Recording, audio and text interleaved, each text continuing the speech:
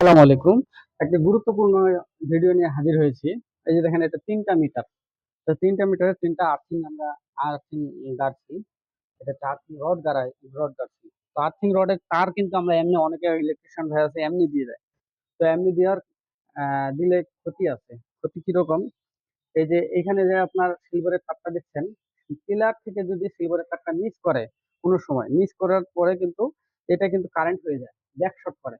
তো back short যদি করে তাহলে কিন্তু আপনার কোনো গরু ছাগল বা ছোট বাচ্চা কাচ্চা যদি ধরে তাহলে শর্ট সার্কিট হওয়ার সম্ভাবনা থাকে, শর্ট হওয়ার সম্ভাবনা থাকে, এমনকি মৃত্যু পর্যন্ত ঘটে। আমরা প্রতিনিয়ত এরকম ঘটনাগুলো শুনে থাকি।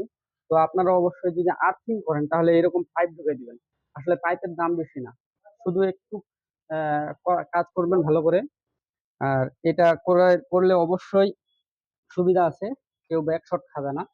আর এটা ভালো করে ক্লিপ মারে দিবেন যেন বাচ্চা কাচ্চারা হাত না দিতে পারে। তো ভালো থাকবেন, আসসালামু আলাইকুম।